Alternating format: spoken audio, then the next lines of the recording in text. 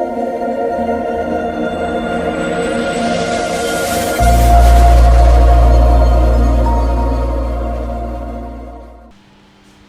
all, welcome to Compass Academy. I am Toby Sharad Thompson from Compass Academy. അങ്ങനെ SBI clerk mains exam 21 November കഴിഞ്ഞിരിക്കുന്നു. ഇന്ന് ഞാൻ വന്നിരിക്കുന്നത് mains exam shift 1-ൻ്റേത് analysis പറയാനാണ്. ആകസ്മികമായ പല കാര്യങ്ങളും സംഭവിക്കും. SBI ഒരു സർപ്രൈസ് ബാങ്ക് ഓഫ് ഇന്ത്യ ആയതുകൊണ്ട് പല കാര്യങ്ങളും സർപ്രൈസായി അവിടെ നടക്കും. ചില ഷാജി കൈലാസ് പടങ്ങൾ കാണുന്നത് പോലെയാണ് എനിക്ക് ഈ പ്രാവശ്യം SBI മെയിൻസ് എക്സാം കണ്ടപ്പോൾ ഓർമ്മത്. നമ്മൾ ഷാജി കൈലാസ് പടത്തിലെ ചില ത്രില്ലർ പടങ്ങളിലൊക്കെയും പാവങ്ങളായിരുന്ന ആളുകൾ അവസാനം വില്ലന്മാരായി വരും. അതുപോലെയാണ് ഈ പ്രാവശ്യം SBI മെയിൻസിന് സംഭവിച്ചത്. എന്താണ് സംഭവിച്ചതെന്ന് നമുക്ക് ഡീറ്റെയിൽ ആയിട്ട് നോക്കാം. നമുക്കതിലേക്ക് കിടക്കാം. നമുക്ക് പോകാം. നവംബർ 21 നടന്ന ഫസ്റ്റ് ഷിഫ്റ്റ്. കേരളത്തിൽ എല്ലാവർക്കും ഫസ്റ്റ് ഷിഫ്റ്റ് ആയിരുന്നു. കേരളത്തിൽ വേറെ ഷിഫ്റ്റുകളൊന്നുമില്ല എന്നാണ് എൻ്റെ അറിവ്. ഫസ്റ്റ് ഷിഫ്റ്റിൻ്റെ അനാലിസിസിലേക്ക് നമുക്ക് ഡീറ്റെയിൽ ആയിട്ട് പോകാം. അതിലേക്ക് നമുക്ക് കിടക്കാം. എന്താണ് അവിടെ സംഭവിച്ചത് എന്ന് നമുക്ക് നോക്കാം. അപ്പോൾ 21 നവംബർ 21 ഫസ്റ്റ് ഷിഫ്റ്റിൽ കേരളത്തിൽ എന്താണ് സംഭവിച്ചത്, ഇല്ല ഇന്ത്യയിൽ മൊത്തം എന്താണ് സംഭവിച്ചത് എന്ന് നോക്കാം. കഴിഞ്ഞ പ്രാവശ്യം വില്ലന്മാരായിരുന്ന പലരും ശാന്തരായപ്പോൾ, കഴിഞ്ഞ പ്രാവശ്യം ശാന്തരായിരുന്ന പലർ നല്ല ആൾക്കാരായിരുന്നവരെല്ലാം ചീത്ത കുട്ടികളാണെന്നാണ് നമ്മൾ കണ്ടത്. ഇതിൻ്റെ സീക്വൻസ് വന്നത് ആദ്യം GA, then English, then QA, then reasoning എന്നായിരുന്നു അതിനകത്ത്. എന്നാൽ കഴിഞ്ഞ പ്രാവശ്യം അതിൻ്റെ ഡിഫിക്കൽട്ടി ലെവൽ വന്നത് റീസണിങ് ഏറ്റവും ടഫ്, GK ടഫ്, മാത്സും ഇംഗ്ലീഷും ഡൂവബിൾ എന്നായിരുന്നു. എന്നാൽ ഈ പ്രാവശ്യം ഡൂവബിൾ ആയിരുന്ന ഇംഗ്ലീഷ് വില്ലനായി മാറുന്നതാണ് നമ്മൾ കണ്ടത്. ഇംഗ്ലീഷ് അത്രമാത്രം ഡിഫിക്കൽട്ടായിരുന്നു. So much difficult. അത്രമാത്രം ഇംഗ്ലീഷ് വായിക്കുന്നവർക്ക് മാത്രമേ പറ്റത്തുള്ളൂ. English difficult. GA വളരെ ആശ്വാസകരമായി ഈ പ്രാവശ്യം മോഡറേറ്റ് ലെവലായിരുന്നു. കഴിഞ്ഞ പ്രാവശ്യം അത്രയും ഡിഫിക്കൽട്ടായിരുന്നു, ഈ പ്രാവശ്യം മോഡറേറ്റ് ആയിരുന്നു. QA ഈസി ടു മോഡറേറ്റ് ആയിരുന്നു, റീസണിങ് ഈസി ടു മോഡറേറ്റ് ആയിരുന്നു. ഇതാണ് അതിൻ്റെ ഇതിലേക്ക് പോകുന്നത്. Difficulty level English, GA, reasoning, QA. ഇതാണ് 21 നവംബറിൽ സംഭവിച്ചത്. നമുക്ക് ഇനി ഡീറ്റെയിൽ ആയിട്ട് എന്തായിരുന്നു പാറ്റേൺ, ഏതൊക്കെ ക്വസ്റ്റ്യൻസ് എത്ര മാർക്കിന് അപ്രോക്സിമേറ്റ് ആയിട്ട് ചോദിച്ചു എന്ന് നമുക്ക് നോക്കാം. ഓർക്കുക, എനിക്ക് കിട്ടിയ ഇൻഫർമേഷൻസ് മാത്രമാണ്. ഞാൻ പോയി പരീക്ഷ എഴുതിയിട്ടില്ല. കുട്ടികൾ പരീക്ഷ എഴുതിയെന്നും കിട്ടിയ ഇൻഫർമേഷൻ കളക്ട് ചെയ്താണ്.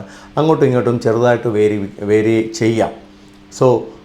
നമുക്ക് ഡീറ്റെയിൽ ആയിട്ടുള്ള ഓരോ സബ്ജക്റ്റിൻ്റെയും ഡീറ്റെയിൽ ഇതിലേക്ക് നമുക്ക് പോകാം. അപ്പോൾ നമുക്ക് ഓരോ സബ്ജക്റ്റായിട്ട് നോക്കാം. നമുക്ക് ആദ്യം നമ്മുടെ കോൺസിലേക്ക് നോക്കാം. ക്വാണ്ടിറ്റേറ്റീവ് ആപ്റ്റിറ്റ്യൂഡ് കഴിഞ്ഞ അത്രയും എളുപ്പമല്ലായിരുന്നെങ്കിൽ പോലും ഈസി ടു മോഡറേറ്റ് എന്നായിരുന്നു റിപ്പോർട്ട്. നമുക്ക് നോക്കാം ഓരോ സെക്ഷൻസും എങ്ങനെയായിരുന്നു ക്വാണ്ടിറ്റേറ്റീവ് ആപ്റ്റിറ്റ്യൂഡിൽ വന്നിരിക്കുന്നത് എന്ന് നോക്കാം. നിങ്ങൾ കാണുന്ന പോലെ അപ്രോക്സിമേഷൻ ഏകദേശം അത് പ്രിലിംസ് ലെവൽ തന്നെയായിരുന്നു. ക്വാഡ്രാറ്റിക് ഇക്വേഷൻ ഉണ്ടായിരുന്നു. ക്വാഡ്രാറ്റിക് ഇക്വേഷൻ പുതിയ പാറ്റേണും ഉണ്ടായിരുന്നു, ഓൾഡ് പാറ്റേണും ഉണ്ടായിരുന്നു. അതാണ് ഏകദേശം 6 to 7 മാർക്കിനോളം അത് വന്നിട്ടുണ്ടായിരുന്നു. അത് ഇച്ചിരി ടഫായിരുന്നു എന്നാണ് ഇത്. മിസ്സിംഗ് ആൻഡ് റോങ് സീരീസും ഇച്ചിരി ടഫിലേക്കാണ് പോയത്. അത്രമാത്രം എളുപ്പമൊന്നും അല്ലായിരുന്നു മിസ്സിംഗ് ആൻഡ് റോങ് സീരീസ്. അതും 5 മാർക്കിനുണ്ട്. Quantity base 3 quantity based questions, അതായത് Q1, Q2, Q3, അതും 4 മാർക്കിന് ഉണ്ടായിരുന്നു എന്നാണ്. ദെൻ DAയും കേസ്ലെറ്റും കൂടെ ഏകദേശം 19 മാർക്സിനോളം ഉണ്ടായിരുന്നു. കേസ്ലെറ്റ് ഉണ്ടായിരുന്നു. Then line graph, bar graph, table chart, ഇത്രയായിരുന്നു DA വന്നത്. Table chart profit and loss ആയിരുന്നു. DAയുടെ ബാർ ഗ്രാഫ് ഏകദേശം ആവറേജ് ഇതിലേക്കായിരുന്നു. ഡാറ്റ സഫിഷ്യൻസിയുടെ 2 ക്വസ്റ്റ്യനും പിന്നെ അരിത്തമെറ്റിക്, നിങ്ങളുടെ boat and stream, profit and loss, പിന്നെ മെൻസുറേഷൻ, ഈ കാര്യങ്ങളൊക്കെ ഉണ്ടായിരുന്നു. ഇത്രയായിരുന്നു മാത്സിലേക്ക് വന്ന ക്വസ്റ്റ്യൻസ്. നമ്മൾ ഡീറ്റെയിലായി ഡിസ്കസ് ചെയ്യുന്നില്ല, ഇതിൻ്റെ കാര്യങ്ങൾ മാത്രം പറയാം.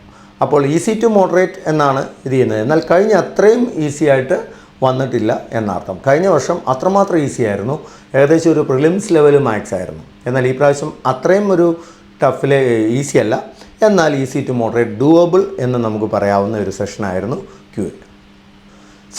നമുക്ക് റീസണിങ്ങിലേക്ക് പോകാം. റീസണിങ്ങിൽ എന്താണ് സംഭവിച്ചത്? കഴിഞ്ഞ വർഷം അത്രമാത്രം ടഫായിരുന്നു റീസണിങ്, എന്നാൽ ഈ പ്രാവശ്യം അത്ര ടഫിലേക്ക് പോകുന്നില്ല. നമുക്ക് ഡൂവബിൾ എന്നൊരു ഇതിലേക്കാണ് വന്നത്. ഈ പ്രാവശ്യത്തെ നോക്കിയാൽ ഏറ്റവും എളുപ്പം എന്നുള്ള ലെവലിലേക്ക് ഷിഫ്റ്റ് 1-ൽ റീസണിങ് മാറി എന്നുള്ളതാണ്. ഞാൻ നിങ്ങളോട് പറഞ്ഞു വിട്ട പോലെ, കഴിഞ്ഞ ദിവസം പറഞ്ഞു വിട്ട പോലെ 4 പസിൽ വീണ്ടും വന്നിരിക്കുന്നു. 4 പസിൽ ചോദിച്ചു. അപ്പോൾ പസിലിൻ്റെ ഇമ്പോർട്ടൻസ് കൂടി. പിന്നെ ഡാറ്റ സഫിഷ്യൻസിയിലുള്ള പസിൽ വേറെയും. നമുക്ക് നോക്കാം. ഇതിലേക്ക് വരുമ്പോൾ ലീനിയർ പസിൽ അൺസർട്ടൺ നമ്പറാണ് ചോദിച്ചത്, നോർത്ത് ഫേസ്ഡ് ആണ് ചോദിച്ചത്, ലീനിയർ പസിൽ. സോ സാധാരണ ഒരാൾക്ക് ചെയ്യാൻ പറ്റുന്ന പസിൽ തന്നെയാണ്. ട്രയാങ്കുലർ, സോ സീറ്റിംഗ് അറേഞ്ച്മെൻറ്റ് രണ്ടാണ് വന്നത്, ഒന്ന് ലീനിയർ ഒന്ന് ട്രയാങ്കിൾ. ട്രയാങ്കുലർ വന്നു, ബൈവേരിയബിൾ ആയിരുന്നു, അതായത് അകത്തേക്കും പുറത്തേക്കും നോക്കിയിരിക്കുന്നവർ, അകത്തേക്ക് ഇൻവേർട്സ് കൂടുതലാണ്, ഔട്ട്സ്വേർഡ് കുറവ്, അങ്ങനെയാണ് അത് വന്നിട്ടുള്ളത്. ദെൻ ഇവർ ഓരോരുത്തരും ഓരോ മ്യൂസിക്കൽ ഇൻസ്ട്രുമെൻസും പ്ലേ ചെയ്യുന്നുണ്ട്. സോ ബൈവേരിയബിൾ ആയിരുന്നു, അതായിരുന്നു ട്രയാങ്കിൾ ഇതിലേക്ക് വന്നത്. മാർക്ക് നിങ്ങൾക്ക് അവിടെ കാണാം. ഡെസിഗ്നേഷൻ പസിലുണ്ടായിരുന്നു, ഒരു ഡെസിഗ്നേഷൻ 7 ഡെസിഗ്നേഷൻ 8 ഡെസിഗ്നേഷൻ ഉള്ള ആൾക്കാർ, അവരോരോരുത്തരും ഓരോ കളർ ഇഷ്ടപ്പെടുന്നു. സോ ബൈവേരിയബിൾ ആയിരുന്നു അത്. സോ ഡെസിഗ്നേഷൻ പസിലും ഉണ്ടായിരുന്നു. ബോക്സ് പസിലും ബൈവേരിയബിൾ ആയിരുന്നു. ഈ ഓരോ ബോക്സിലും ഓരോ സ്റ്റേഷനറി ഐറ്റംസ്, പെൻ, പെൻസിൽ, അങ്ങനത്തെ കാര്യങ്ങൾ അതായിരുന്നു വന്നിട്ടുള്ളത്. സോ അതും 5 മാർക്കിന്. സോ പസിൽ മൊത്തത്തിൽ ഏകദേശം 20 to 21 മാർക്സിനോളം വരുന്നുണ്ട്. ദെൻ ക്രിട്ടിക്കൽ റീസണിങ്, ഞാൻ പറഞ്ഞ പോലെ ക്രിട്ടിക്കൽ റീസണിങ് 9 to 10 മാർക്സിനുണ്ടായിരുന്നു. എല്ലാം കവർ ചെയ്തിട്ടുണ്ടായിരുന്നു. 2 സ്റ്റേറ്റ്മെൻറ്റ്സ് ആയിരുന്നു, assumption, conclusion, then course of action, then argument, like എല്ലാ ക്രിട്ടിക്കൽ റീസണിങ്ങും കവർ ചെയ്ത് ഇത് ചെയ്തപ്പോൾ ഇംപ്ലിസിറ്റ് ആണോ എക്സ്പ്ലിസിറ്റ് ആണോ എല്ലാ കാര്യങ്ങളും നോക്കിയിട്ടാണ് അത് പോയത്. സോ ഏകദേശം 9 to 10 മാർക്സ് അങ്ങോട്ട് ക്രിട്ടിക്കൽ റീസണിങ് നമ്മൾ പറഞ്ഞ പോലെ തന്നെയാണ് വന്നത്. ഡാറ്റ സഫിഷ്യൻസി ഏകദേശം 3 മാർക്ക് വന്നു. ഇതിനകത്തും പസിൽ തന്നെയാണ് വന്നത്. മന്തിൻ്റെ വന്നു, റാങ്കിങ് വന്നു, അങ്ങനത്തെ കാര്യങ്ങളാണ് വന്നത്. സോ ഇതെല്ലാം പസിലിലേക്കാണ് സൂചിപ്പിക്കുന്നത്, ഓരോ മാർക്കിനാന്നേ ഉള്ളൂ. സോ ഡാറ്റ സഫിഷ്യൻസി ഇത് എക്സ്പെക്റ്റഡ് ആണ്, എല്ലാ ക്വസ്റ്റ്യൻസും എക്സ്പെക്റ്റഡ് ആണ്. ദെൻ ഇൻപുട്ട് ഔട്ട്പുട്ട് വന്നു. മെഷീൻ ഇൻപുട്ട് ഔട്ട്പുട്ട് നല്ല എളുപ്പത്തിൽ ചെയ്യാവുന്ന നമ്പർ പ്ലസ് ആൽഫബറ്റ് എന്നുള്ള ഇതിലേക്കായിരുന്നു. സോ മെഷീൻ ഇൻപുട്ട് നല്ലപോലെ പെട്ടെന്ന് കത്താവുന്ന തരത്തിലാണ്, നിങ്ങൾ അധികം ചിന്തിക്കാതെ തന്നെ ഇൻപുട്ട് ഔട്ട്പുട്ട് കിട്ടാവുന്ന തരത്തിലായിരുന്നു. സോ ഇൻപുട്ട് ഔട്ട്പുട്ട് ഒരു ഈസി ലെവലിലായിരുന്നു വന്നത്. ദെൻ ഹയർ ലെവൽ കോഡിങ്ങും ഉണ്ടായിരുന്നു. ഇതിലൊരു നമ്പറും ഒരു ആൽഫബറ്റ്, ഒരു സിമ്പിളും ഒരു ആൽഫബറ്റും ആയിരുന്നു. സോ ഹയർ ലെവൽ കോഡിങ്ങും ഉണ്ടായിരുന്നു, എന്നാൽ നമുക്കത് ചിന്തിച്ചാൽ കിട്ടാവുന്ന തരത്തിലായിരുന്നു higher level coding. Then coded blood relation ഉണ്ടായിരുന്നു. ഇത് ഇച്ചിരി ഒരു കൺഫ്യൂസിങ് ആയിരുന്നു, ഡിഫിക്കൽട്ട് ലെവലിലേക്കായിരുന്നു. കോഡ് ചെയ്തിട്ടും വീണ്ടും അതിൻ്റെ ആൻസറുകളും എല്ലാം കോഡിങ് ആയിരുന്നു. സോ ആളുകൾ ഇച്ചിരി കൺഫ്യൂസിങ് ആയിരുന്നു. കുട്ടികൾ ചില പരാതികൾ പറയുന്നതും കേട്ടു. എനിക്കറിയില്ല അതിൻ്റെ വാസ്തവം. ചില ആൻസറുകൾ ആ ഓപ്ഷനിൽ ഒരെണ്ണത്തിന് ഇല്ലായിരുന്നു എന്നും കേട്ടു, അവർ ചെയ്തിട്ട് ആ ഓപ്ഷൻ ഇല്ലായിരുന്നു എന്നും കേട്ടു, അറിയില്ല. സോ ബ്ലഡ് റിലേഷൻ താരതമ്യേന ഡിഫിക്കൽട്ടായിരുന്നു. കോഡഡ് സിലോയിസം ഉണ്ടായിരുന്നു. സോ എല്ലാം കോഡഡായിരുന്നു, നിങ്ങൾക്ക് നോക്കിയാൽ കാണാം. Coded syllogism as soon as a few, ഒള്ളി, അങ്ങനത്തെ കാര്യങ്ങളായിരുന്നു. സോ ന്യൂ പാറ്റേൺ സിലോയിസം ആയിരുന്നു. സോ കോഡഡ് റിവേഴ്സ് ഇന്നീക്വാളിറ്റി ആയിരുന്നു. ഇന്നീക്വാളിറ്റി വന്നു, റിവേഴ്സ് ആയിരുന്നു, കോഡ് ആയിരുന്നു. സോ കോഡഡ് റിവേഴ്സ് ഇന്നീക്വാളിറ്റി നോക്കുക. കോഡഡിൻ്റെ പ്രാധാന്യം കൂടിക്കൊണ്ടേയിരിക്കുക മെയിൻസിന്. ഫിലിംസിന് ചോദിക്കാറില്ല, എന്നാൽ മെയിൻസിലേക്ക് അത് ചോദിച്ചു കാണും. Then miscellaneous word, pair formation, അങ്ങനെ അതിലേക്ക് വരുന്നതാണ്. സോ ഇതാണ് മൊത്തത്തിൽ റീസണിങ്ങിൻ്റെ ഇത്. പസിലിൻ്റെ ഇമ്പോർട്ടൻസ് നിങ്ങൾക്ക് കാണാം. ക്രിട്ടിക്കൽ റീസണിങ് ഇത് രണ്ടും കൊണ്ട് തന്നെ 30 മാർക്കുകൾ അവിടെ കവർ ചെയ്യും. 50 ക്വസ്റ്റിനെ ഉള്ളെങ്കിലും 60 മാർക്കാണെന്ന് ഓർക്കുക റീസണിങ്ങിന്. സോ റീസണിങ് കഴിഞ്ഞ വർഷത്തിനേക്കാൾ നമ്മളെ രക്ഷിച്ചു. ഈ പ്രാവശ്യം റീസണിങ് നല്ലപോലെ ചെയ്യുന്നവർക്ക് പ്രതീക്ഷയ്ക്ക് വകയുണ്ടെന്ന് അർത്ഥം. നമുക്ക് അടുത്തയിലേക്ക് നോക്കാം. നമുക്ക് മാത്സ് റീസണിങ് നമ്മൾ കണ്ടു. അടുത്ത നമ്മുടെ ഇംഗ്ലീഷിലേക്ക് പോകാം. ഇംഗ്ലീഷിന് എന്താണ് ഈ പ്രാവശ്യം സംഭവിച്ചത്? കഴിഞ്ഞ പ്രാവശ്യം വരെ പാവമായി നടിച്ച ഇംഗ്ലീഷ് ഈ പ്രാവശ്യം ശരിക്കും ഒരു ക്രിട്ടിക്കൽ ഫാക്ടറാകുകയാണ്. കഴിഞ്ഞ പ്രാവശ്യം അത് ക്രിട്ടിക്കൽ ഫാക്ടർ തന്നെ. എന്നാൽ ഈ പ്രാവശ്യം നിങ്ങൾക്ക് അപ്പോയിൻമെൻറ്റ് വേണോ, നിങ്ങൾ ഇംഗ്ലീഷിൽ അതിഭയങ്കരന്മാരായിരിക്കണം എന്ന് തെളിയിക്കുന്ന ഇംഗ്ലീഷായിരുന്നു ഈ പ്രാവശ്യത്തേത്. സോ ഇംഗ്ലീഷ് എന്നുള്ള ഒറ്റ ഫാക്ടർ കൊണ്ട് തന്നെ ഈ പ്രാവശ്യം കട്ട് ഓഫ് കുറയാൻ ചാൻസ് ഉണ്ട്. സോ നമുക്ക് ഇംഗ്ലീഷിലേക്ക് നോക്കാം, എന്തായിരുന്നു അവിടെ സംഭവിച്ചത്. സോ നേരത്തെ പോലെ തന്നെ റീഡിംഗ് കോംപ്രിഹെൻഷൻ 2 ഉണ്ടായിരുന്നു ഇംഗ്ലീഷിലേക്ക് വരുമ്പോൾ. ഏകദേശം 15 to 16 മാർക്കും അവർ തന്നെയായിരുന്നു. ഇതിൽ ഫസ്റ്റ് വൺ, അതായത് about dark patterns in advertisement, ഇത് ഏകദേശം നല്ല കോംപ്ലിക്കേറ്റഡ് ആയിരുന്നു. ഡിഫിക്കൽട്ട് ലെവല്, വായിച്ചാൽ പോലും ഒന്നും മനസ്സിലാകാത്ത തരത്തിലാണ് ആ ഒരു ഇതിലേക്ക് പോയത്. അതായത് നല്ല റീഡിങ് കപ്പാസിറ്റി ഉള്ളവർക്ക്, അല്ലാത്തവർക്ക് ഒന്നും മനസ്സിലാകത്തില്ല. അവർ വെറുതെ നോക്കിയിരിക്കാവുന്നേ ഉള്ളൂ, അല്ലാതെ അതിനകത്തെ ക്വസ്റ്റ്യൻസും ഓപ്ഷൻസും എല്ലാം ഒരുമാതിരി കൺഫ്യൂസിങ് ആയിരുന്നു. So it is A difficult one. ഇതും രണ്ടാമത്തെ കോംപ്രിഹെൻഷൻ, ഇത് ആർട്ട് ഫിലോസഫി വല്ലാത്ത ഒരു ഇതിലേക്കാണ്. ഓരോ ഫിലോസഫേഴ്സും പറയുന്നതും കാര്യങ്ങളും ഒക്കെ വായിച്ചാൽ നമുക്ക് ഏകദേശം നമ്മൾ എന്താ പറഞ്ഞാൽ നോർമൽ ഇരുന്ന് വായിക്കാൻ പറ്റില്ല. നല്ല തിളക്കത്തിനകത്ത് ദിലീപിൻ്റെ കൂട്ട് അങ്ങനെ വല്ല രണ്ടെണ്ണം അടിച്ചിരുന്ന് വായിക്കാൻ പറ്റുന്ന ഒരു ഇതിലേക്കാണ്, ആ ഒരു ലെവലിലേക്കാണ് അത് പോകുന്നത്. സോ അത്രമാത്രം ഒരു ഡിഫിക്കൽട്ട് ലെവലിലേക്കാണ് ഇത് രണ്ടും പോയത്. സോ നമ്മുടെ ഒരു ആശ്രയമായ കോംപ്രിഹെൻഷൻ തന്നെ അത്രയും ഡിഫിക്കൽട്ട് ലെവലിലേക്കാണ് SBI കൊണ്ടുപോയത്. ദെൻ എറർ സ്പോട്ടിംഗ് ഉണ്ടായിരുന്നു. എറർ സ്പോട്ടിംഗ് 5 മാർക്കിനേ ഉള്ളായിരുന്നു. സോ ഏതാണ് എറർ ഇല്ലാത്തത് എന്നുള്ളതാണ് എറർ സ്പോട്ടിങ്ങിനകത്ത് ഈ പ്രാവശ്യം വന്നത്. ഒരു വെറൈറ്റി പിടിച്ചേക്കാമെന്ന് കരുതി. പേര് എറർ സ്പോട്ടിങ്ങും നിങ്ങൾ കണ്ടുപിടിക്കേണ്ടത് എറർ ഇല്ലാത്തത്. സോ അത് നല്ലൊരു ഇതായിരുന്നു. ദെൻ വേർഡ് സ്വാപ്പിങ്ങിലും അവിടെ സംഭവിച്ചത് നിങ്ങൾ കറക്റ്റായിട്ടുള്ള കാര്യങ്ങൾ ഒക്കെ കണ്ടുപിടിക്കുക എന്നുള്ളതാണ്. അതിനകത്ത് പാരാജമ്പിൾഡ് ഉണ്ടായിരുന്നു, ഒരു ആശ്വാസമായി പാരാജമ്പിൾഡ് ഉണ്ടായിരുന്നു. ഒരു സ്റ്റോറി ആയിരുന്നു, ഏകദേശം ഒരു സ്റ്റോറി പോലെ, എന്നാൽ ഈസി എന്നുള്ള ഇതിലേക്കാണ്. ആ 7 സെൻറ്റൻസ് ഉണ്ടായിരുന്നു. 6 മാർക്ക് നിങ്ങൾക്ക് സുഖമായിട്ട് കിട്ടുന്നതായിരുന്നു. സാധാരണ മെയിൻസിനൊന്നും അത്രയും വലിയ ഒരു ഇതിലേക്ക് വരില്ല, ഈസി ആയിട്ട് വരില്ല. എന്നാൽ പാരാജമ്പിൾഡ് നമ്മുടെ മാനം രക്ഷിച്ചു. 6 മാർക്കിന് പാരാജമ്പിൾഡ് ചോദിക്കുകയും ചെയ്തു. പിന്നുള്ളത് ഡബിൾ ഫില്ലേഴ്സും താരതമ്യേന വലിയ കുഴപ്പമില്ലാതെ പോയി. 2 മാർക്കിന് അത് വന്നു. വേർഡ് യൂസേജും ഉണ്ടായിരുന്നു. വേർഡ് യൂസേജിലും സംഭവിച്ച ആൻറ്റോണിമും കാര്യങ്ങളും ഓപ്പോസിറ്റൊക്കെ ഇത് ചെയ്ത് ചോദിക്കുകയായിരുന്നു ചെയ്തത്. സോ അതുണ്ടായിരുന്നു. കോളം ബേസ്ഡ് ഒരെണ്ണം ഉണ്ടായിരുന്നു. സോ ഇത്രയൊക്കെയായിരുന്നു. ഇതെല്ലാം ഞാൻ പറഞ്ഞല്ലോ, കോംപ്രിഹെൻഷൻ വന്നപ്പോഴേ ഇത് മാറി.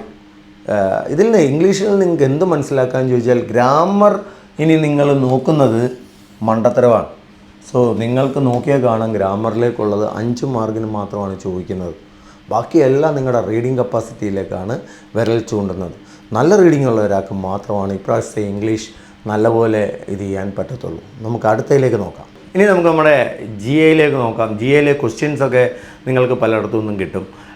അതിലേക്കല്ല ഞാൻ ഡിസ്കസ് ചെയ്യുന്നത്. GA ഏതൊക്കെ സെഷൻസാണ് ഇനിയും കൂടുതൽ ഇമ്പോർട്ടൻ്റ് ആയിട്ട് നിങ്ങൾ പഠിക്കേണ്ടതെന്ന് ഓർക്കുക.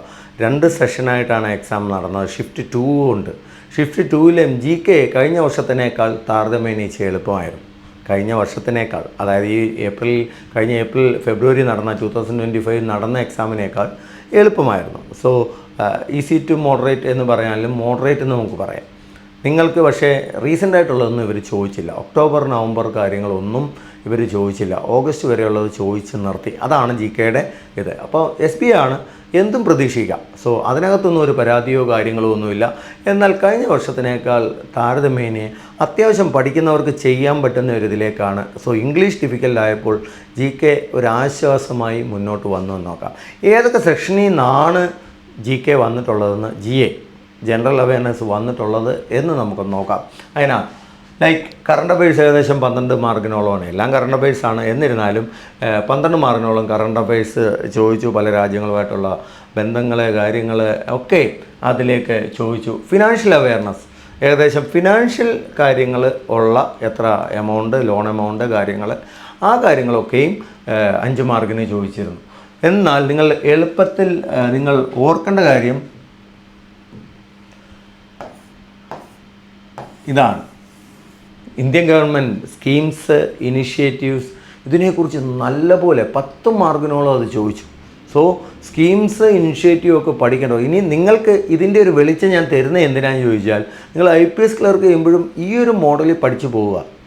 അതിനാണ് നിങ്ങൾക്ക് കൂടുതൽ ഇതിലേക്ക് വരുന്നത്. അപ്പോൾ അവസാന റൗണ്ട് ഇതിലെങ്കിലും നിങ്ങൾ ഇങ്ങനത്തെ കാര്യങ്ങളൊക്കെ നോക്കിയിട്ട് പോയാൽ അത്യാവശ്യം നിങ്ങൾക്ക് ജയിക്കാനുള്ള കാര്യങ്ങൾ കിട്ടും. സോ നിങ്ങൾ നോക്കുക, സ്കീംസ്, യോജന, ഇനിഷ്യേറ്റീവ്, അതിനകത്തെ എമൗണ്ടുകൾ എന്ന് തുടങ്ങി കാര്യങ്ങൾ എല്ലാം പല യോജനാസ്, ഇനിഷ്യേറ്റീവിനെ കുറിച്ച് ചോദിച്ചു. 10 മാർക്കിന് ഇതിലേക്ക് വന്നു. സ്ട്രാറ്റജിക്ക് പതിവിൽ നിന്ന് വ്യത്യസ്തമായി 5 മാർക്കിന് ചോദിച്ചു. ഇന്ന വൈൽഡ് ലൈഫ് സാങ്ച്വറി എവിടെയാണ്, UN ഇതിൻ്റെ ഹെഡ് ക്വാർട്ടർ എവിടെയാണ്, അങ്ങനത്തെ കാര്യങ്ങളൊക്കെയാണ്. സോ സ്ട്രാറ്റജിക്കയുടെ ഇമ്പോർട്ടൻസും ഇത് ചെയ്യുന്നു. അവർ സാധാരണ 5 മാർക്കിന് അത് ചോദിക്കാറുണ്ട്. RBI റിലേറ്റഡ് ഫിനാൻഷ്യൽ അവയർനെസ് കൂടാതെ RBI റിലേറ്റഡ് 2 ക്വസ്റ്റ്യൻസും ഉണ്ടായിരുന്നു. സ്പോർട്സ് റിലേറ്റഡ് ആയിട്ടുള്ള 2 ക്വസ്റ്റ്യൻസ് കണ്ടു. ദെൻ റാങ്കിങ് ആൻഡ് ഇൻഡെക്സ്, പല ഇതിലേക്ക് പീസ്ഫുൾ കൺട്രി ഏതാണ്, ഹാപ്പിനെസ് ഇൻഡെക്സ്, ഇന്ത്യയുടെ ഇതൊക്കെ നിങ്ങൾ പഠിച്ചിട്ട് പോകേണ്ടതാണ്. പ്രത്യേകിച്ച് ഇന്ത്യയുടെ റാങ്കിങ്, ആരാണ് ടോപ്പ്, ഇങ്ങനത്തെ കാര്യങ്ങൾ അതിനകത്ത് വളരെ ഇമ്പോർട്ടൻ്റ് ആണ്. സോ അതിൽ നിന്ന് 3 ക്വസ്റ്റ്യൻസ് ഉണ്ടായിരുന്നു.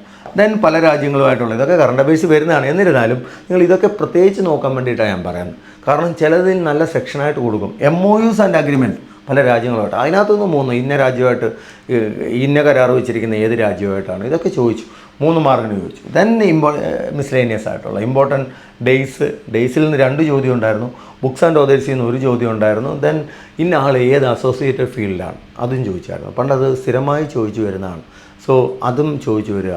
Then famous persons and their associated fields, അതിന് മൊത്തം കൂടെ 4 ക്വസ്റ്റ്യൻ, പിന്നെ ബാക്കിയെല്ലാം കൂടെ ഒരു 4 ക്വസ്റ്റ്യൻസ്. സോ ഇതിൽ നമുക്ക് എന്ത് മനസ്സിലാക്കാമെന്ന് ചോദിച്ചാൽ കറണ്ട് അഫയേഴ്സ് തന്നെ പഠിച്ചുകൊള്ളുക. ദെൻ ഫിനാൻഷ്യൽ അവെയർനെസ് SBIയിൽ കുറവായിരിക്കും, IPSന് അത് കൂടും. സ്കീംസ്, യോജന, ഇനിഷ്യേറ്റീവ് എല്ലാത്തിലും ചോദിക്കും. Then sports, ranking and index, ഇത്രയും കാര്യങ്ങൾ നിങ്ങൾ, പിന്നെ ഇൻ്റർനാഷണൽ റിലേഷൻ, അതെല്ലാം നമ്മൾ കറണ്ട് അഫയേഴ്സിൽ ഉൾപ്പെടുത്തിയിട്ടുണ്ട്. ഈ MOUസിലും കാര്യങ്ങളും ഒക്കെ. പ്രത്യേകിച്ച് ഞാൻ നോക്കുമായിരുന്നു, കനേഡിയൻ പ്രൈം മിനിസ്റ്റർ ചോദിച്ചു, ഒഡീഷ ചീഫ് മിനിസ്റ്റർ ചോദിച്ചു, ജലശക്തി യൂണിയൻ മിനിസ്റ്റർ ചോദിച്ചു. നോക്കിയാൽ എത്ര ചോദ്യമാണ് അതിനകത്തുനിന്ന് വരുന്നത്.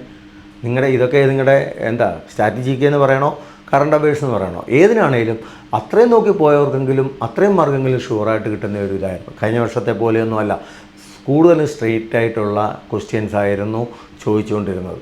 സോ ഇതായിരുന്നു GKയുടേത്. സോ നമ്മൾ ഇത്ര നേരം കണ്ടത് എല്ലാ സബ്ജക്റ്റിൻ്റെയും സെക്ഷൻ വൈസ് നമ്മൾ കണ്ടു, പാറ്റേൺ എത്ര മാർക്കിന് വന്നു എന്നുള്ളത് ചോദ്യം. ഇനി നമുക്ക് അനലൈസ് ചെയ്യാം മൊത്തത്തിൽ എങ്ങനെയായിരുന്നു. ഞാൻ പറഞ്ഞ പോലെ ഒന്നുകൂടെ പറഞ്ഞ് ഏതൊക്കെയായിരുന്നു ഗുഡ് അറ്റംപ്റ്റ്, എത്ര ഒരു കട്ട് ഓഫ് നമുക്ക് വരാം എന്നൊരു പ്രവചനം മാത്രം, അല്ലാതെ SBIയുടെ കാര്യമായിട്ട് ഞാൻ പ്രവചിക്കാനൊന്നും ആളെ അല്ല. എന്നിരുന്നാലും സാമാന്യ ബുദ്ധിക്ക് എത്ര ആകും എന്ന് അവരെപ്പോഴും നമ്മുടെ ബുദ്ധിക്ക് അപ്പുറം ചിന്തിക്കുന്നവരാണ്. സോ അതും കൂടെ നമുക്ക് നോക്കാം. സോ നമ്മൾ ഇത്രയും ഇത് കണ്ടു. ഇനി നമുക്ക് അതിനെ മൊത്തത്തിലൊന്ന് അനലൈസ് ചെയ്തിട്ട് എന്തായിരിക്കും ഗുഡ് അറ്റംപ്റ്റ്, എന്തായിരിക്കും അവരുടെ ലെവല് എന്നുള്ളത് നോക്കാം. നമുക്ക് ഞാനിവിടെ എഴുതിയിട്ടുണ്ട്, ഇംഗ്ലീഷ് വളരെ ഡിഫിക്കൽട്ടായിരുന്നു. സോ ഗുഡ് അറ്റംപ്റ്റ് വരുന്നത് ഒരു 12 to 16, നിങ്ങൾക്ക് 12 തൊട്ട് 16 വരെ ചെയ്യാം. ഈ 16 വരെ ചെയ്യാൻ പറ്റുന്നത് നല്ലപോലെ റീഡിംഗ് ഉള്ളവർ അതിൽ കൂടുതലും ചെയ്യും, ഇല്ലെന്നല്ല. ഓർക്കുക, നിങ്ങളുടെ ഈ പ്രാവശ്യം അപ്പോയിൻമെൻറ്റ് തീരുമാനിക്കുന്ന ഇയാളാണ്. എല്ലാ പ്രാവശ്യം അങ്ങനെ തന്നെ. എന്നാൽ ഈ പ്രാവശ്യം ഇത് നിങ്ങളെ നല്ലപോലെ അഫക്റ്റ് ചെയ്യും. എന്താണ് എന്ന് ഞാൻ പറയാം. കാരണം നല്ലപോലെ റീഡിംഗ് ഇല്ലാത്തവർ എന്ത് ചെയ്യുമെന്ന് ചോദിച്ചാൽ ചുമ്മാ ഇംഗ്ലീഷ് കുത്താൻ തുടങ്ങും. അവിടെ നിങ്ങളുടെ നെഗറ്റീവ് ഭയങ്കരമായിട്ട് അഫക്റ്റ് ചെയ്യും. നിങ്ങൾ എങ്ങനെയും വെപ്പാളത്തിൽ ഇംഗ്ലീഷ് ശരിയായിരിക്കും വേണ്ടി ചെയ്തിട്ട് പോകും. എന്നാൽ ഈ പ്രാവശ്യം ഇംഗ്ലീഷിന് അങ്ങനെ ഒരു പ്രത്യേകതയുണ്ട്, കോംപ്രിഹെൻഷൻ പോലും നിങ്ങൾക്ക് വഴങ്ങില്ല. അത് നല്ല റീഡിംഗ് ഉള്ളവർക്കേ വഴങ്ങത്തുള്ളൂ. അപ്പോൾ നിങ്ങൾ സ്വാഭാവികമായും ബാക്കിയുള്ളത് ചെയ്യാൻ തുടങ്ങുമ്പോൾ നെഗറ്റീവ് അതുപോലെ വർദ്ധിക്കാൻ തുടങ്ങും. പ്രത്യേകിച്ച് എറർ സ്പോട്ടിങ്ങിലൊക്കെ കയറി കുത്തുകയും ചെയ്യും. നിങ്ങൾക്ക് ഗ്രാമർ അറിയത്തില്ലെങ്കിൽ നിങ്ങളത് നെഗറ്റീവ് ആക്കുകയും ചെയ്യും. സോ ഈ പ്രാവശ്യത്തെ ഇംഗ്ലീഷ് ആയിരിക്കും നിങ്ങളെ ആരാകണം എന്ന് തീരുമാനിക്കുന്നത്. എൻ്റെ വാക്ക് കുറിച്ച് വെച്ചോളുക. ദെൻ GA മോഡറേറ്റ് ആയിരുന്നു. കഴിഞ്ഞ പ്രാവശ്യം 3 to 8 കൊടുത്തിരുന്നത്. എന്നാൽ ഈ പ്രാവശ്യം ഒരു 16 എണ്ണമൊക്കെ സുഖമായിട്ട് ചെയ്യാം. 16 to 20 ഞാൻ കൊടുക്കുന്നത്. QA ഈസി ടു മോഡറേറ്റ് ആയിരുന്നു. ആരാണ് ഇതിനകത്ത് ഇത്? ഞാൻ അതിൻ്റെ ഡിഫിക്കൽറ്റ് ലെവലാണ് എഴുതിയേക്കുന്നത്. ഇംഗ്ലീഷ്, GA, ദെൻ റീസണിങ്, അത് കഴിഞ്ഞ് QA കഴിഞ്ഞ പ്രാവശ്യത്തെ പോലെ തന്നെ ഈസി ആയിരുന്നു. കഴിഞ്ഞ പ്രാവശ്യത്തിനെക്കാട്ടി ഇച്ചിരി ടഫ്, അത്രയേ ഉള്ളൂ. അതിനകത്ത് റീസണിങ് കഴിഞ്ഞ പ്രാവശ്യത്തിനെക്കാട്ടി എളുപ്പമായിരുന്നു. എന്നാൽ QAയുടെ അപ്പുറത്തേക്ക് പോയില്ല. ഒരു ഈസി ടു മോഡറേറ്റ് ആയിരുന്നു, 2 എന്ന് പറയാം. അതുകൊണ്ട് തന്നെ QAയുടെ നമുക്ക് 25 to 30 സുഖമായിട്ട് ചെയ്യാം. കാരണം അപ്രോക്സിമേഷനും കാര്യങ്ങളും DA ഒക്കെ സുഖമായിട്ട് ചിലതൊക്കെ ആ ടേബിളിൽ നോക്കി എഴുതാവുന്ന കാര്യങ്ങളേ ഉള്ളൂ. അപ്പോൾ അതേ ഉള്ളൂ. സോ അത് വെച്ചിട്ട് നിങ്ങൾക്ക് 25 to 30 നല്ല അറ്റംപ്റ്റാണ് പറഞ്ഞത്. ഇത് ചെയ്യുകയും ചെയ്യാം. റീസണിങ് ഈസി ടു മോഡറേറ്റ് ആയിരുന്നു. എന്നിരുന്നാലും 22 to 28 ആയിരിക്കും ഞാൻ കൊടുക്കുന്നത്. സോ മൊത്തത്തിൽ 75 to 94 നിങ്ങൾ അപ്ലൈ ചെയ്തിരിക്കുന്ന സ്റ്റേറ്റ് പോലെ. Above 90 is A good attempt. Above 85 to 90, അതായത് 85-90 നിങ്ങളെ ഒരു സേഫായിട്ട് ഉള്ളത്, നിങ്ങളുടെ ആക്യുറസിയും കൂടെ ഇതിനകത്ത് ഡിപ്പെൻഡഡ് ആണ്. സേഫായിട്ട് ഉള്ളത് കൊണ്ടെത്തിക്കൂ എന്ന് ഞാൻ വിശ്വസിക്കുന്നു. പിന്നെ കേരള ആണെങ്കിൽ കട്ട് ഓഫ് എന്തായിരിക്കുമെന്ന് നമുക്ക് അറിയില്ല. എന്നിരുന്നാലും 90 അറ്റംപ്റ്റ് ചെയ്തവർക്ക് 85 to 90 അറ്റംപ്റ്റ് ചെയ്തവർക്ക് എന്തെങ്കിലും പ്രതീക്ഷയുള്ളൂ. കാരണം കഴിഞ്ഞ പ്രാവശ്യം 84.25 ആയിരുന്നു കട്ട് ഓഫ്. 84.25. ഇതിൽ നിന്ന് എന്തായാലും ഈ പ്രാവശ്യത്തെ ലെവൽ ഓഫ് എക്സാം വളരെ കൂടി എന്ന് പറഞ്ഞാൽ ഇംഗ്ലീഷ് ഭയങ്കരമായിട്ട് ഡിഫിക്കൽട്ടായി. റീസണിങ് കുറച്ച് ഇതായെങ്കിലും GAയും അതനുസരിച്ച് ഇച്ചിരി ഇളവ് കൊടുത്തു. പക്ഷേ ആ സമയം കൊണ്ട് ഇംഗ്ലീഷ് ഡിഫിക്കൽട്ടായി. അതുകൊണ്ട് കട്ട് ഓഫിൽ വലിയ വ്യത്യാസം വരാൻ ചാൻസ് ഇല്ല എന്നാണ് എൻ്റെ ഇത് അതിലേക്ക്. കാരണം ഒരു സബ്ജക്റ്റ് ഡിഫിക്കൽട്ടായപ്പോൾ മറ്റേത് രണ്ടും ഇളച്ചു കൊടുക്കുകയും ചെയ്യും. സോ റീസണിങ്ങും GAയും പ്രാവശ്യം ടഫായിരുന്നു. അവർ രണ്ടുപേരും ഈ പ്രാവശ്യം GA മോഡറേറ്റുമായി, റീസണിങ് ഈസി ടു മോഡറേറ്റുമായി. അപ്പോൾ അത്രമാത്രം ഒരു 70 ആ ഒരു ലെവലിലേക്കൊന്നും പോകില്ല എന്നാണ് എൻ്റെ ഒരു ഇതിലേക്ക് വരുന്നത്. സോ എന്നോട് കട്ട് ഓഫ് ചോദിച്ചാൽ ഇതിൽ നിന്ന് കുറയാൻ ചാൻസ് ഉണ്ട്. പക്ഷേ വേക്കൻസി കഴിഞ്ഞ വർഷം 400 ഇഷ്ടം വേക്കൻസി ആയിരുന്നത് ഈ പ്രാവശ്യം 200 ഇഷ്ടം വേക്കൻസിയേ ഉള്ളൂ. അപ്പോൾ 200 വേക്കൻസിയോളം കുറഞ്ഞ സ്ഥിതിക്ക് അത്രമാത്രം കട്ട് ഓഫ് കുറയാൻ ചാൻസ് ഇല്ല. എന്നിരുന്നാലും എന്നോട് ചോദിച്ചാൽ ഞാൻ ഈ 84 ഇവിടെ നിർത്തുന്നു. എവിടെ വരെ പോകുമെന്ന് ചോദിച്ചാൽ ഒരു 78 വരെ ഇങ്ങനെ പറയാം, അല്ലാതെ വേറൊന്നുമില്ല. പിന്നെ SBI ആണ്, ഞാൻ പറയില്ലയോ, ചിലപ്പോൾ ഒരു 90 ഇട്ടാലും അത്ഭുതപ്പെടാനോ കാര്യങ്ങളോ ഒന്നുമില്ല. കാരണം അവർക്ക് വേണ്ട 100 പേരെങ്കിൽ അത് മതി. അതുകൊണ്ട് ഇവരെ കട്ട് ഓഫ് ഒന്നും പ്രവചിക്കാൻ നമ്മൾ ആളുകളെ അല്ല. ഞാൻ ഇത്രയും നേരം കുട്ടികൾ തന്ന ഇൻഫർമേഷൻ വെച്ചിട്ടും അവരുടെ നമ്മുടെ ഇവിടുത്തെ നല്ലപോലെ പെർഫോം ചെയ്യുന്ന കുട്ടികളുടെ ഒരു അറ്റംപ്റ്റ് ഒക്കെ വെച്ചിട്ടാണ് ഞാനത് പറഞ്ഞത് അതിലേക്ക്. സോ അതിൻ്റെ ബേസിലുള്ള ഇൻഫർമേഷനാണ് ഞാൻ പറഞ്ഞല്ലോ. ഇതെല്ലാം ഒരു അപ്രോക്സിമേറ്റ് ഫിഗറാണ്, എല്ലാം ആക്യുറേറ്റ് ആയിരിക്കണമെന്നില്ല. കുട്ടികൾ തന്ന ഡേറ്റാസും കാര്യങ്ങളും ഒക്കെ വെച്ചിട്ടാണ് നമ്മളിത് ചെയ്തിട്ടുള്ളത്. സോ ഇതായിരിക്കും നിങ്ങളുടെ ആ ഒരു ഇതിലേക്ക് വരുന്നത്. സോ എല്ലാവരും നല്ലപോലെ എഴുതി എന്ന് പ്രതീക്ഷിക്കുന്നു. പിന്നെ എഴുതി വിട്ടത് വിട്ടു, അതങ്ങ് പൊക്കോളുക. പിന്നെ ഇതിനകത്തൊന്നും വലിയ കാര്യങ്ങളോ ഒന്നുമില്ല. കാരണം ഈ കട്ട് ഓഫ് നോക്കിയിട്ടോ ഇതൊന്നുമില്ല. നിങ്ങൾ ഏതായാലും എഴുതി ഇത് ചെയ്തു. ചത്ത കൊച്ചിൻ്റെ ജാതകം എഴുതാതിരിക്കുക. സമാധാനമായി അടുത്ത പരീക്ഷയ്ക്ക് വേണ്ടി ശ്രമിച്ചുകൊണ്ടേയിരിക്കുക. തോൽവിയുണ്ടോ അതിൽ നിന്ന് പാഠങ്ങൾ പഠിച്ച് നമുക്ക് വിജയത്തിലേക്ക് വരികയും ചെയ്യാം. സോ ഇതാണ് നമ്മുടെ ഈ പ്രാവശ്യത്തെ SBIയുടെ ഫസ്റ്റ് ഷിഫ്റ്റിൻ്റെ അനാലിസിസ്. അപ്പോൾ നമ്മൾ 2025 നവംബർ 21 ഷിഫ്റ്റ് 1 അനാലിസിസ് കണ്ടു. നിങ്ങൾ എഴുതിയ പരീക്ഷയുടെ അനാലിസിസ് കണ്ടു. എന്നാൽ ഇവിടെ കൊണ്ട് തീരുന്നില്ല, അതോർത്തോളുക. വീണ്ടും ഒരു ഷിഫ്റ്റും കൂടെ പരീക്ഷ നടന്നിട്ടുണ്ട്. സോ നോർമലൈസേഷൻ വരാനുള്ള ചാൻസ് ഉണ്ട്. വാട്ട് എവർ ബി, എന്തോ ആയിക്കോട്ടെ, നമ്മൾ പറഞ്ഞിരിക്കുന്ന പോലെ കൃഷ്ണൻ പറഞ്ഞിരിക്കുന്ന പോലെ സംഭവിച്ചതെല്ലാം നല്ലതിന്, സംഭവിക്കാനുള്ളതും നല്ലതിന്, അല്ലേ, ഇപ്പോൾ സംഭവിച്ചുകൊണ്ടിരിക്കുന്നതും നല്ലതിന്. What ever B, past is past. അതവിടെ കുഴിച്ചു മൂടുക. അതിൻ്റെ മുകളിലിരുന്ന് നിങ്ങൾ അടുത്ത കാര്യങ്ങളിലേക്ക് പഠിക്കുക. തോൽവികൾ നിങ്ങൾക്കുണ്ടാകാം. ഞാൻ പറഞ്ഞു, തോൽവികൾ ഒരു പ്രശ്നമേ അല്ല. നിങ്ങൾക്ക് ചെറിയ ചെറിയ മിസ്റ്റേക്കുകൾ കൊണ്ട് എന്താണ് നിങ്ങളുടെ ഈ പ്രാവശ്യം തോൽവികൾ ഉണ്ടായാലും അതിൻ്റെ കാരണങ്ങൾ എന്താണെന്നാണ് ഞാൻ പറഞ്ഞത്. നിങ്ങൾക്ക് നാളെ റിസൾട്ട് വന്നാലും നിങ്ങൾക്ക് എഴുതിയ ഒരാൾക്ക് മനസ്സിലാവും ഇവിടെ എന്താണ് എനിക്ക് സംഭവിക്കാൻ പോകുന്നത്. സോ അത് നിങ്ങൾക്ക് ഉറപ്പാക്കാൻ വേണ്ടിയിട്ടാണ് ഈ കാര്യങ്ങളിലേക്ക് പറഞ്ഞത്. നിങ്ങളെ ടെൻഷൻ അടിപ്പിക്കാനോ കാര്യങ്ങൾക്ക് വേണ്ടിയല്ല. IPS ക്ലർക്കിന് വേണ്ടി നല്ലപോലെ പരിശ്രമിക്കുക. നമുക്ക് അടുത്ത ആഴ്ച അതിനുവേണ്ടി നല്ലപോലെ പെർഫോം ചെയ്യുക. RRB POയ്ക്ക് വേണ്ടി നല്ലപോലെ പെർഫോം ചെയ്യുക. തോൽവികളിൽ നിന്ന് ഉയർന്നു വരുന്നവനാണ് യഥാർത്ഥ വിജയി, അതോർക്കുക. സോ കോമ്പസ് അക്കാഡമി നിങ്ങളുടെ കൂടെ എല്ലാ കാര്യങ്ങൾക്കും കാണും, നിങ്ങളുടെ കൂടെ ഏത് സഹായത്തിനും കാണും. സോ ധൈര്യമായി മുന്നേറുക, ജീവിതത്തിൽ വിജയങ്ങൾ വെട്ടിപ്പിടിക്കുക. അപ്പോൾ എല്ലാവർക്കും ഒരിക്കൽ കൂടി നമസ്കാരം. ഒരിക്കൽ കൂടി എല്ലാ കാര്യങ്ങളും ഇന്ന് ഈ വീഡിയോയിൽ പറഞ്ഞ കാര്യങ്ങളെല്ലാം നിങ്ങൾക്ക് ഗുണകരമാവട്ടെ എന്ന് ഓർമ്മിപ്പിക്കുന്നു. Signing off Toby Sarath Thomas.